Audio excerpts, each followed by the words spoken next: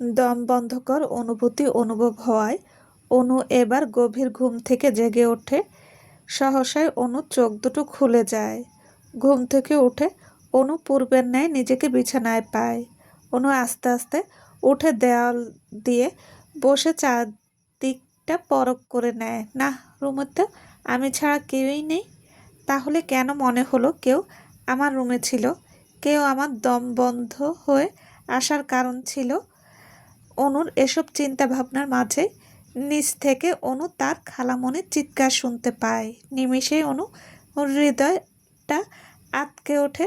অনু মারমণি, কিছু হলো না তো ভেবে অনু নিজের খারাপ লাগাকে পাত্তা না দিয়ে তড়িঘড়ি করে বিছানা থেকে নেমে যায়। অনু পাশ থেকে ওড়নাটা নিয়ে গায়ে জড়িয়ে তাড়াতাড়ি মামুনিকে দেখার উদ্দেশ্যে রুমের বাইরে বেরিয়ে যায়।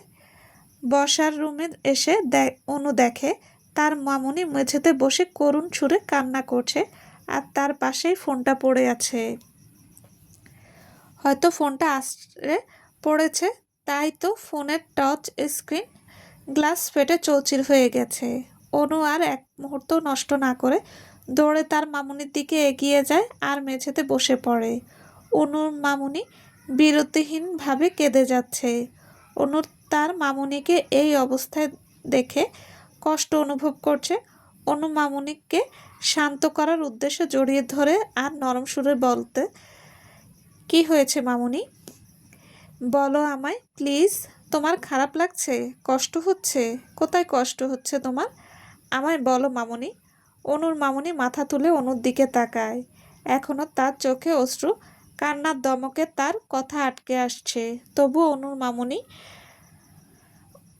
অসহায় চোখে অনুর দিকে তাকিয়ে টেনে টেনে বলল, আমার আরমান, আমার আরমান। বলেই আবার ডুকরে কেঁদে উঠল অনুর মামুনি। আরমানের নাম শুনে অনুর ভেতরটা হঠাৎ ছ্যাদ করে ওঠে। মামুনি আরমান ভাইয়ের কথা বলে কাঁদছে কেন? আরমান ভাই ঠিক আছে তো? মনে এসব নানা ভাবনা মনের ভেতর গোপন রেখে অনু তার মামুনিকে জিজ্ঞেস করে, আরমান ভাই কি মামুনি? আরমান ভাই ঠিক আছে তো মামুনি? অনুর মামুনি কাঁদতে কাঁদতেই জবাব দেয়, ঠিক নেই আমার কলিজার টুকরো। আরমানের অ্যাক্সিডেন্ট হয়েছে। আরমানের অ্যাক্সিডেন্টের কথা শুনে অনুর কর্ণকুহরে প্রবেশ করতেই অনু মৃদু কেঁপে ওঠে। অনুর মাথায় আকাশ ভেঙে পড়ে। অনুর অজান্তেই নীরবে চোখ বেয়ে অশ্রু ঝরতে থাকে। কি শুনছে এসব? কয়েক ঘন্টা আগে যে মানুষটিকে সুস্থ সবল দেখেছিল অনু, এখন কিছু সময়ের ব্যবধানে সেই মানুষটি কষ্টের সাগরে ভাসছে, জীবন মৃত্যুর লড়াই করছে অনুর জন্য। আরমানের এই অবস্থা হয়নি তো? অনুর হয়তো উচিত হয়নি আরমানের সাথে অতটা রূঢ় ব্যবহার করা। আস্তে ভাবেও বিষয়টা সামলাতে পারত অনু, কিন্তু আজ অনুর এই ব্যবহারেই এই দিন দেখালো। এসব নানান চিন্তা ভাবনা করে অনুর নিজেকে অপরাধী মনে করতে থাকে। এই মানুষগুলোর জন্যই তো অনু এখনো টিকে আছে পৃথিবীর বুকে। এবার সময় এসেছে তাদের জন্য করার। অনুকে ভেঙে পড়লে চলবে না। এসব চিন্তা ভাবনা করে অনু নিজেকে সামলানোর চেষ্টা করে আর তার মামুনিকে জিজ্ঞেস করে, মামুনি এভাবে ভেঙে পড়লে চলবে না। আরমান ভাইয়ের এখন আমাদের দরকার। আরমান ভাইকে কোন হাসপাতালে রাখা হয়েছে বলেছে কিছু? হসপিটাল। ঠিক আছে, তুমি একটু কষ্ট করে বাসায় থাকো, আমি দেখছি সব। তোমার শরীর তো তেমন ভালো না মামুনি, এত ধকল নিতে পারবে না তুমি। না, আমি ঠিক আছি, আমি তোর সাথেই যাব। জানি এটা আমেরিকা, কিন্তু তবু এত রাতে আমি তোকে একা ছাড়ছি না, আর আমার ছেলেটার পাশেও থাকবো, চল। বলে অনুর মামুনি উঠে দাঁড়ায়। তার চোখের কোণে এখনও অশ্রু জমে আছে। এদিকে কৃতজ্ঞতায় অনুর মন ভরে যায়। এই বিপদের সময়ও তার মামুনি তার কথা চিন্তা করছে। ভাবা যায়?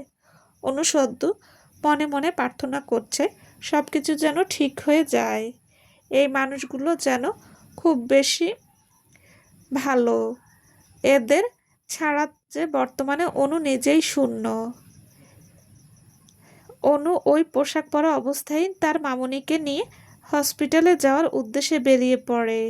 রিসর্টে এমা তার আর এরিকের বরাদ্দকৃত রুমে আরামে বসে আছে। তখন এরিক এমাকে নিয়ে সোজা রুমে এসে বসিয়ে রেখেছে আর নিজেও বসে আছে। বলতে গেলে এরিক এমাকে পাহারা দিচ্ছে। এরিক আসলে এমাকে বিশ্বাস করতে পারছে না। এরিক সরে গেলে যদি এমা আবার রুম থেকে বেরোয়, ঠিক এই ভয়েই এরিক নড়ার সাহস পাচ্ছে না। যদিও অনেক আগেই পার্টি শেষ হয়ে গেছে, কিন্তু রিসোর্টে তো আর মানুষের অভাব নেই। এরিক চায় না এমা নিজের অজান্তেই হিংস্রতায় বশীভূত হয়ে কোনো অঘটন ঘটাক। এরিক জানে নিজের সজ্ঞানে আসার পর এমা নিজেকে কখনো ক্ষমা করতে পারবে না। এসব নানা চিন্তা ভাবনা করে এরিক দীর্ঘশ্বাস ছাড়ে। অন্যদিকে এভাবে একইভাবে বসে থাকতে থাকতে এমা বিরক্ত হয়ে গেছে। এমা বিরক্ত নিয়েই এরিককে বলে, আর কতক্ষণ এভাবে রাখবে আমাকে? পার্টি তো শেষ হয়ে গেছে, আর আমি তো বলছি বাইরে বের হব না, তারপরও এভাবে নজরবন্দি করে রেখেছ। থাক, ওসব নিয়ে কিছু বলবো না তোমাকে। বলেই তো আমি খারাপ। আমার জন্য ড্রিঙ্ক নিয়ে এসো। অনেকক্ষণ যাবৎ বাবু অভুক্ত আছে, ওকে এত সময় না খাইয়ে রাখা যাবে না। পরে আমাকে দিয়ে না জানি কি করায় তোমার বাবু। প্রচুর অ্যারোগ্যান্ট তোমার বাবু। শেষের কথাগুলো আমার নিজের ফোলা পেটের উপর হাত রেখে বলে। এরিক মুচকি হেসে দ্রুত গতিতে আমার সামনে এসে দাঁড়ায় আর এমার ললাটে নিজের ওষ্ঠ শীতল ছোঁয়া দেয়। এমা শুধু ফ্যালফ্যাল করে তাকিয়ে থাকে এরিকের দিকে। এমাকে নিজের দিকে তাকাতে দেখে এরিক তার হাসিটা আরেকটু চড়া করে আর বলে, হুম, শুধু আমার না, আমাদের বাবু। বাবুর বাবা আর চাচা তো ভ্যাম্পায়ার রাজ্যের শক্তিশালী ভ্যাম্পায়ার প্রিন্স। কিছু গুণ তো বাবুর মধ্যে থাকবে, তাই না জান? তুমি আসবে জেনে তোমার জন্য সব ব্যবস্থা করেই রেখেছি। Wait a second. বলেই এরিক দ্রুত গতিতে রুমের কোণে থাকা ফ্রিজের কাছে চলে যায় আর ফ্রিজ খুলে লাল জাতীয় তরল পদার্থ বোতলে বের করে বোতলটা নিয়ে এরিক কয়েক সেকেন্ডে ব্যবধানে পুরোনায় এমার সামনে এসে দাঁড়ায় আর পাশের বেড সাইড টেবিল থেকে গ্লাস নেয়। এরিক বোতল খুলে গ্লাসের সেই লাল দরদরে ঘন তরল ঢেলে নেয়। তার সেই গ্লাসটা এমার সামনে দিতেই এমা টান দিয়ে গ্লাসটা নিয়ে ঢকঢক করে পুরো তরলটা পান করে নেয়। এতেও যেন এমার হলো না। এবার এমা তড়িৎ গতিতে এরিকের হাত থেকে বোতলটা কেড়ে নিয়ে পুরো বোতল খালি করে দেয়। এরিক কিছুই বলে না, শুধু এমার দিকে তাকিয়ে থাকে। এরিক জানে এমা নিজ ইচ্ছায় এসব করছে না। প্রেগন্যান্সির আগে এমার ও নিজের উপর যথেষ্ট কন্ট্রোল ছিল, কিন্তু এখন রক্ত দেখলে এমা হিংস্র হয়ে ওঠে। ভ্যাম্পায়ারের সন্তান গর্ভে ধারণ করা এতটাও সহজ না। আর সে যদি হয় ভ্যাম্পায়ার প্রিন্স এর সন্তান, তাহলে তো কথাই নেই। এমার ভ্যাম্পায়ার বলে এখনও ঠিক আছে, সামনেও অতটা সমস্যা হবে না এরিক জানে। কিন্তু এমা ভ্যাম্পায়ার না হয়ে যদি অনুর মতো মানুষ হতো, তাহলে এরিক কি করত? হারিয়ে যেতে দিত নিজের ভালোবাসাকে? না, আর কিছু ভাবতে পারছে না এরিক। সৃষ্টিকর্তার কাছে লক্ষ কোটি ধন্যবাদ জানায় এরিক। এরিককে এমন কোনো সিদ্ধান্ত নিতে হয়নি। কিন্তু অ্যারনের মস্তিষ্কে আসলে কি চলছে? অ্যারন কি তাহলে সত্যি অনুকে ছেড়ে রোজকে আপন করে নেবে? একই সময়ে এরিকের সেই মনের ভাবনাটা যেন এমা জিজ্ঞেস করে বসল, এরিক, প্রিন্স অ্যারন কি করছে এসব? প্রিন্স তো তার প্রিন্সেসকে অসীম পরিমাণে ভালোবাসতো, তাই না? কিন্তু এখন প্রিন্স তার প্রিন্সেসকে ছেড়ে রোজকে বিয়ে করতে চাচ্ছে। তাহলে কি প্রিন্সেসের প্রতি প্রিন্সের ভালোবাসা বিলীন হয়ে গেছে? কিছু জানি না জান। ভাইয়ের মস্তিষ্কে কি চলছে তা একমাত্র ভাইই বলতে পারবে। অনুভাবী পৃথিবীতে আসার সাথে সাথেই ভাই তার অতীতের স্মৃতি ফিরে পায়, আর তখন থেকেই পৃথিবীর সব জায়গায় ভাই উদ্ভ্রান্ত হয়ে এর মতো নিজের বিশ্বস্ত সৈনিকদের দিয়ে ভাবিকে খুঁজে গেছে। কিন্তু ভাবি যে তখনও বেশ ছোট, সেটা ভাই বুঝেও যেন বুঝেনি। সেই অতীত থেকে এখন পর্যন্ত ভাবিকে প্রিন্স অ্যারন ভালোবেসেছে কিনা সেটাই প্রিন্সই ভালো বলতে পারবে। কিন্তু ভাইয়ের এত কাছাকাছি থেকে আমি শুধু এতটুকুই বলতে পারবো, প্রিন্সেস হচ্ছে প্রিন্স অ্যারনের সেই অদম্য প্যাশন। ভালোবাসা ছাড়তে পারলেও প্যাশনকে ছাড়া অসম্ভব। বলে এরিক খানিকটা থামে, আর এমা এরিকের কথাগুলো গভীর মনোযোগ দিয়ে শুনে। এরিক মলিন হেসে আবার বলতে শুরু করে, কিন্তু তাও যদি ভাই অনুভাবীকে ছেড়ে দেওয়ার চিন্তাভাবনা করে থাকে তাহলে হয়তো ভালোই হবে।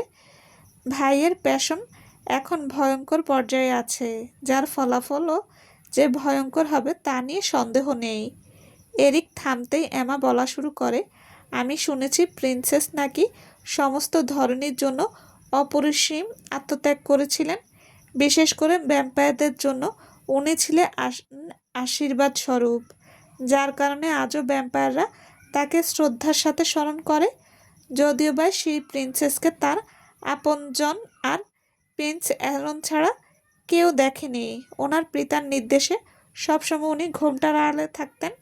আর যুদ্ধ পরবর্তী সেই ঘটনার পর তো ওনার পিতা ওনার কোনো চিহ্ন পর্যন্ত রাখেননি ভ্যাম্পায়ার প্রাসাদে কিংবা সেই অতিথিশালায়।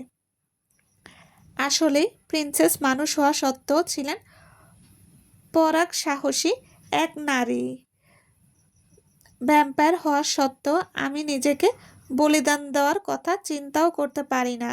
বারবার আমার আপনজন আর ভালোবাসার মানুষের মুখগুলো ভেসে ওঠে। আর সেদিকে প্রিন্সেস সব কিছুর ঊর্ধ্বে গিয়ে আত্মাহুতি দিয়েছেন বলে এমা চুপ হয়ে যায়। এমার মন যে খারাপ হয়ে গেছে এরিক তা ঠিক বুঝতে পেরেছে। এরিক এমার কাছে এসে নিজের হাতটা আলতো করে এমার ফোলা উদরে রেখে বলল, হয়েছে, এখন যা ভবিতব্য তা হবেই।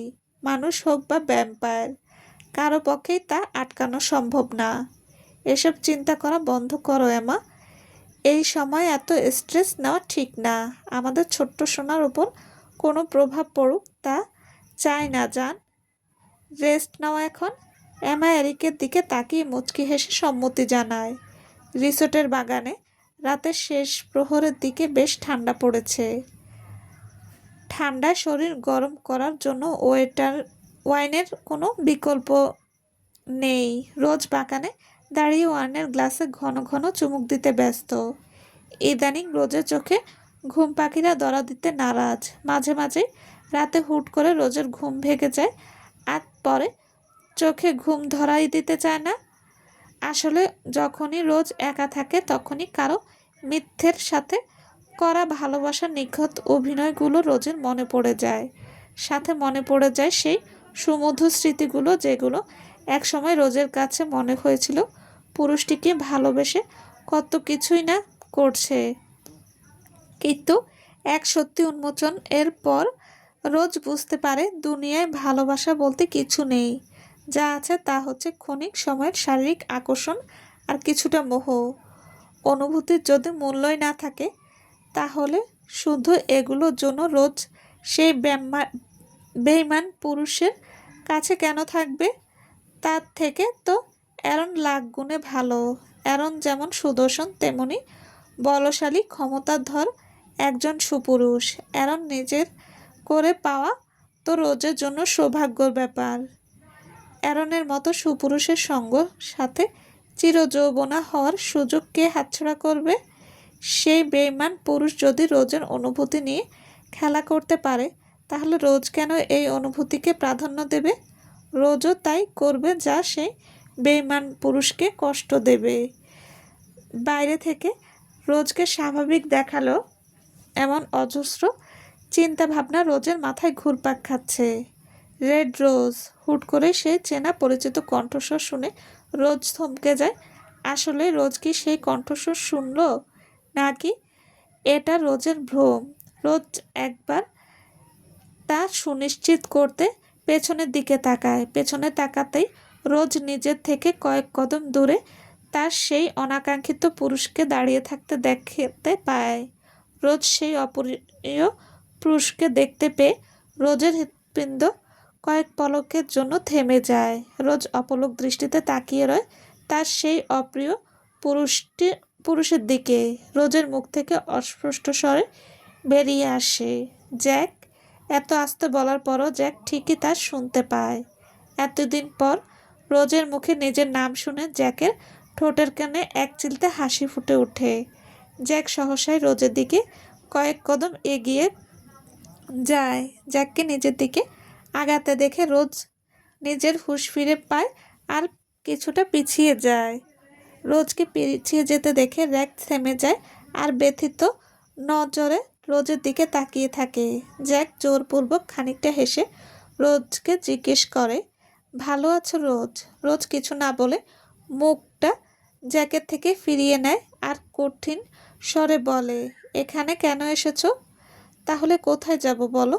আমার আত্মা যে এই রিসোর্টে, সেই আত্মা যে আমায় ছেড়ে অন্য কারো কাছে যেতে চায়। আমি কি করব বলো? এসব হেয়ালিপনা বাদ দিয়ে সোজাসুজি বলো, কি উদ্দেশ্য এখানে এসেছো? যদি আমার আর অ্যারনের বিয়ে পণ্ড করার জন্য এসে থাকো, তাহলে বলে দিচ্ছি আমার হবু বর স্বামী থেকে দূরে থাকবে। তোমার কালো ছায়াও যেন আমাদের দাম্পত্য জীবনের ওপর পড়তে না দেখি আমি। রোজের এমন কথায় জ্যাক যেন কষ্টের সাগরে ডুবে গেল। নিজের প্রিয় মানুষের মুখে তারই চরম শত্রুর জন্য এত মায়া জ্যাক ভেতর থেকে খণ্ডবিখণ্ড করে দিচ্ছে। জ্যাক এবার আর নিজেকে ধরে রাখতে পারে না। আর তার চোখের পলকে রোজের কাছে গিয়ে হাঁটু গেড়ে বসে রোজের কোমর আঁকড়ে ধরে জ্যাকের মাথা গিয়ে ঠেকে রোজের উদরে। জ্যাকের এমন কাজে রোজ হতভম্ব হয়ে যায়। কয়েক মুহূর্তের জন্য রোজও যেন সব ভুলে যায়। রোজের চোখে ভাসতে থাকে তাদের একসাথে কাটানো সুন্দর মুহূর্তগুলোর দৃশ্য। রোজও যেন আর জ্যাককে নিজের থেকে সরানোর শক্তি হারিয়ে ফেলেছে। রোজ ওভাবেই দাঁড়িয়ে থাকে। এদিকে জ্যাক রোজকে ওভাবে জড়িয়ে ধরে থাকে কিছু সময়। জ্যাকের চোখ থেকে কয়েক ফোঁটা অশ্রু গড়িয়ে পড়ে রোজের উদরে। শখের নারীকে ঠিক কতটা ভালোবাসলে একজন পুরুষ সেই শখের নারীর জন্য কান্না করতে পারে, জ্যাককে দেখলে তা অনায়াসে বোঝা যায়।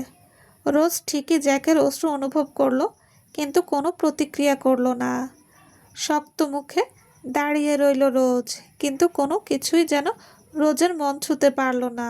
আসলে ক্রোধ জেদের দেওয়াল ভেদ করতে পারেনি এই অশ্রু। তুমি আমার কাছে থেকে আমাকে যত ইচ্ছা খুশি শাস্তি দাও, আমি সব মাথা পেতে নেব, কিন্তু আমাকে এত বড় শাস্তি দিও না রোজ। আমার থেকে দূরে সরে যেও না রোজ। তোমাকে ছাড়া আমি শেষ হয়ে যাব।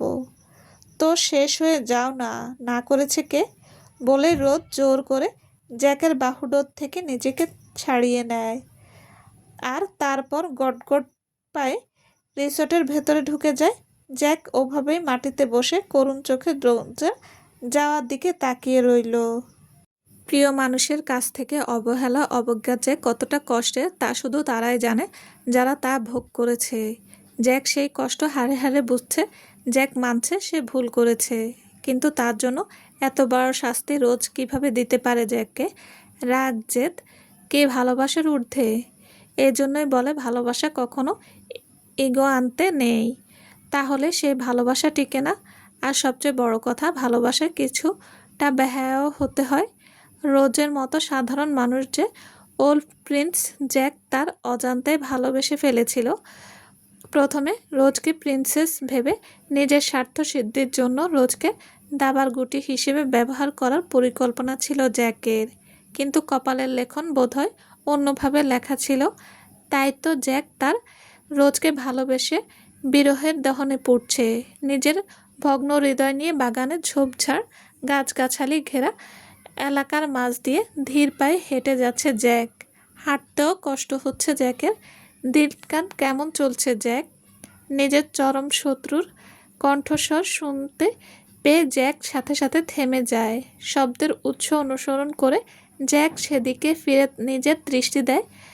জ্যাক থেকে কয়েক হাত দূরে এক গাছের উঁচু ডালে পা বাজিয়ে উল্টো হয়ে ঠিক বাদুড়ের মতো ঝুলে আছে অ্যারন। অ্যারনের চোখ বন্ধ থাকা অবস্থায়ও অ্যারন জ্যাকের উপস্থিতি ঠিক উপলব্ধি করতে পেরেছে। ভ্যাম্পায়ার প্রিন্স অ্যারনের জন্য এসব জানা হাতের ময়লা সমান। জ্যাক অ্যারনের দিকে তীক্ষ্ণ দৃষ্টিতে তাকিয়ে আছে। জ্যাকের দৃষ্টি প্রকাশ পাচ্ছে তীব্র ক্ষোভ। এই অ্যারনের জন্য আজ জ্যাক প্রতিটি পদক্ষেপে ব্যর্থ। অ্যারনের জন্যই জ্যাক নিজের ভালোবাসা হারানোর শেষ প্রান্তে। জ্যাক অ্যারনের উদ্দেশ্যে তীব্র তাচ্ছিল্যের স্বরে বলে ওঠে, তোর মতো কাপুরুষ আমি খুব কম দেখেছি। আরে জয়ী যদি হতে চাস তাহলে মুখোমুখি লড়াই করতে, আমি আমার সাথে এমন কাপুরুষের মতো আমার দুর্বলতায় আঘাত করতি না।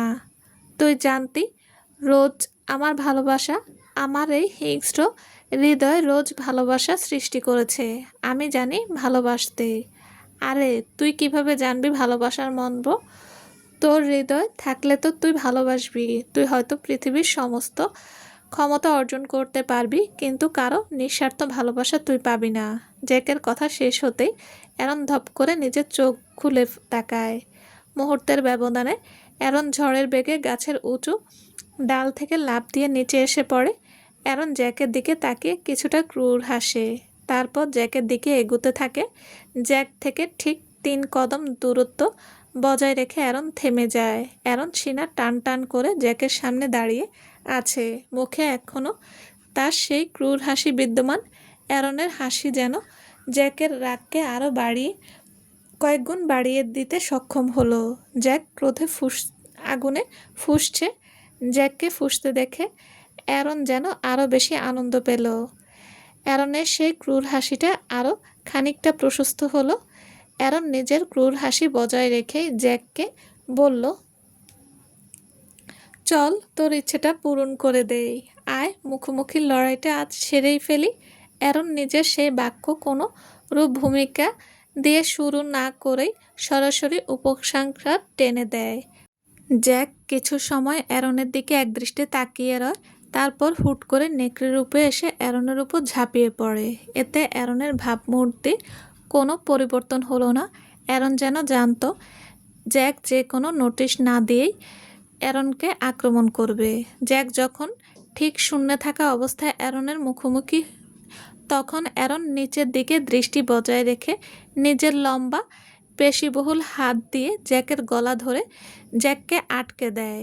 অ্যারনের চোখগুলো নিমিষেই লাল বর্ণ ধারণ করে, চোখ থেকে যেন আগুন ঝরছে। অ্যারনের নখগুলো লম্বা আর সুচালো রূপ ধারণ করে, আর দুপাশের দাঁতগুলো তীক্ষ্ণ সুচালো হয়ে ওঠে। বলতে গেলে অ্যারন তার ভয়ঙ্কর রূপ ধারণ করেছে, যা নিমিষে যে কারো বুককে কম্পন ধরাতে সক্ষম। অ্যারনের পরনে কালো হুডি যেন সেই ভয়কে আরও এক ধাপ বাড়িয়ে দেওয়ার জন্য যথেষ্ট। অ্যারন ঘাড় বাঁকা করে ভয়ঙ্কর দৃষ্টিতে জ্যাকের দিকে তাকায়। নাই চাইতেও এই এক মুহূর্তের জন্য জ্যাকের হৃদয়টা কেঁপে ওঠে। বুঝ হওয়ার পর থেকেই জ্যাক অ্যারনকে ফলো করছে। মাঝে মাঝে মুখোমুখিও হতে হয়েছে জ্যাককে, কিন্তু এত ভয়ঙ্কর নৃশংস অ্যারনকে দেখেনি জ্যাক। তার মানে কি 67 বছর আগের যুদ্ধের সময়কার সেই অ্যারন পুনরায় ফিরে এসেছে? জ্যাকের নানা চিন্তা ভাবনার মাঝেই অ্যারন জ্যাককে গাছের সাথে সজোরে ধাক্কা মারে। গাছের সাথে ধাক্কা খেয়ে জ্যাক একটু কোকিয়ে ওঠে, কিন্তু জ্যাক থেমে যায় না। পুনরায় উঠে দাঁড়ায় আর আক্রমণ করতে অ্যারনের দিকে এগিয়ে যেতে নেয়, কিন্তু তার আগে অ্যারন ঝড়ের গতিতে জ্যাকের কাছে এসে দাঁড়ায়। অ্যারনকে নিজের কাছে দেখে জ্যাক কিছুটা ভড়কে যায়, তবুও জ্যাক এবার অ্যারনের সাথে হাড্ডাহাড্ডি লড়াই করা শুরু করে। যেগুলো জ্যাকের কাছে লড়াই মনে হচ্ছে, অ্যারনের কাছে মনে হচ্ছে তা কোনো সার্কাসে যেমন বিভিন্ন কলা কৌশল প্রদর্শন করা হয়, জ্যাকের প্রতিঘাত সার্কাসের সেই কলা কৌশল অ্যারনের কাছে। অ্যারন এবার প্রচুর বিরক্ত হয়। অ্যারন জ্যাককে শূন্যে তুলে নিয়ে নেকড়েরূপী জ্যাক এক মোটা গাছের সাথে ঠেকিয়ে ধরে। অ্যারন চিবিয়ে চিবিয়ে হিসিয়ে বলে ওঠে, লেটস ইন দি গেম। বলেই অ্যারন জ্যাকের ঘাড়ে নিজের সুচালো দাঁত বসিয়ে দেয় আর রক্ত শুষে নেওয়া শুরু করে। এদিকে জ্যাক ছটফট করা শুরু করে, বারবার নিজেকে অ্যারনের কবল থেকে বাঁচানোর চেষ্টা করতে থাকে। কিন্তু জ্যাক বরাবরই ব্যর্থ। জ্যাকের শক্তি ক্রমশ ক্ষীণ হয়ে আসছে। জ্যাক যখন নিজের পরাজয় মেনে মৃত্যুর জন্য প্রস্তুত, ঠিক তখনই অ্যারন জ্যাকের ঘাড় থেকে নিজের সুচালো দাঁত বের করে নেয়।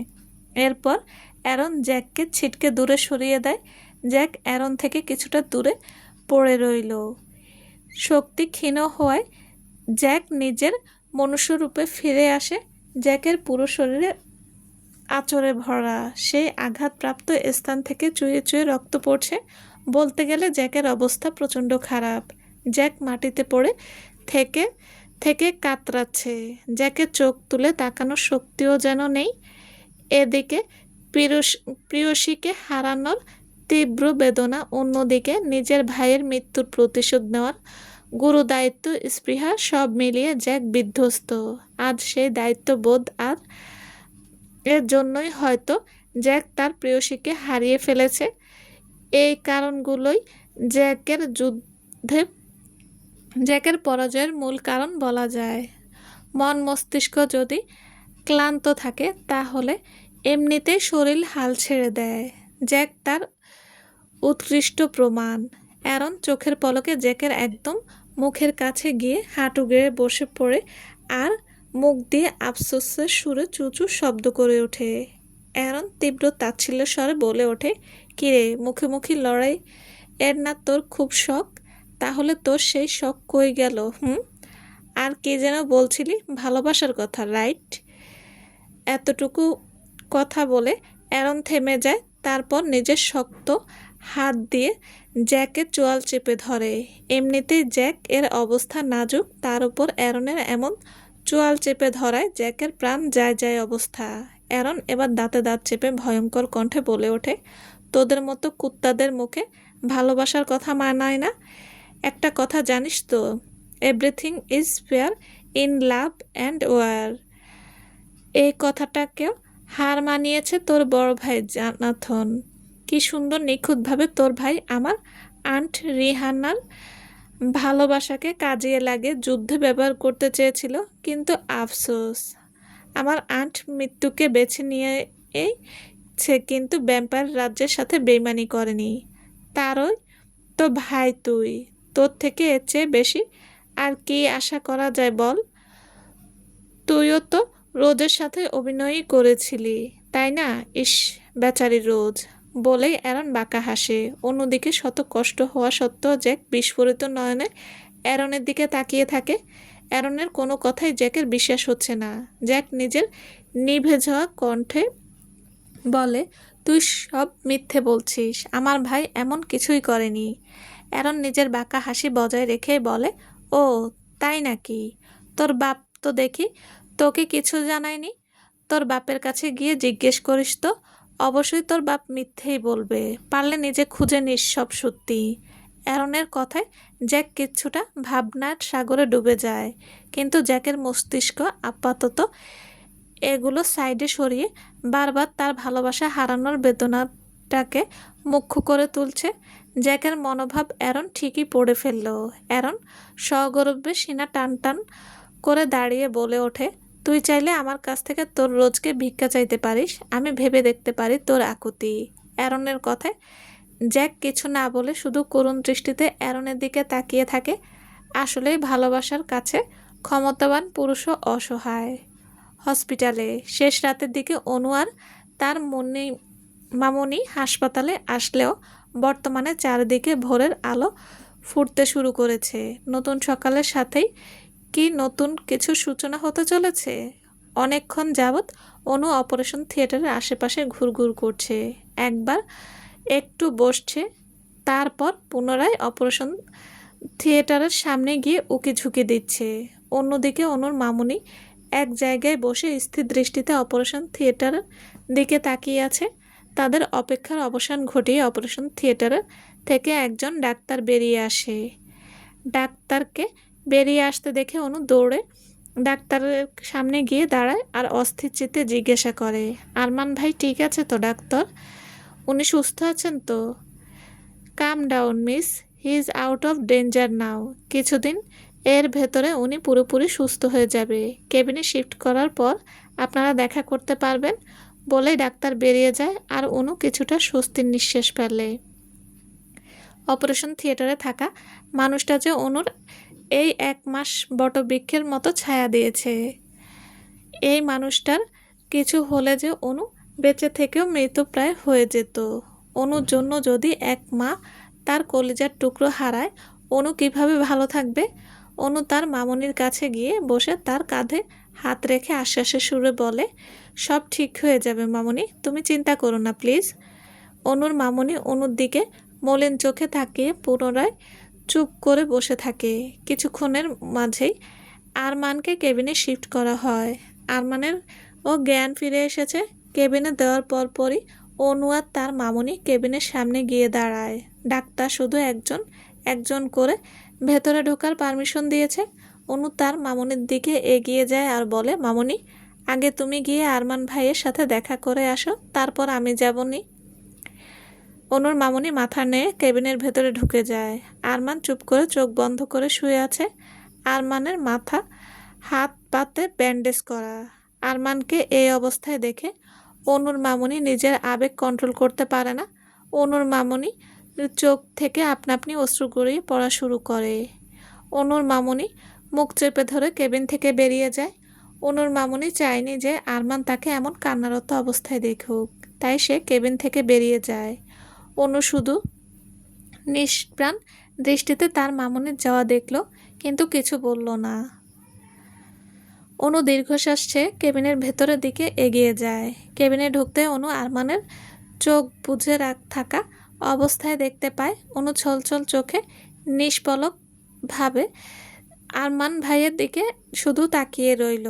কিছু সময় এভাবে কাটিয়ে অনু আরমানকে বিরক্ত না করে চলে যেতে উদ্যত হয়, কিন্তু যাওয়ার সময় অনু পাশে থাকা টেবিলের সাথে বেজে যায় আর টেবিলটা শব্দ করে খানিকটা দূরে সরে যায়। টেবিলের শব্দে আরমান চোখ মেলে তাকায় আর অনুকে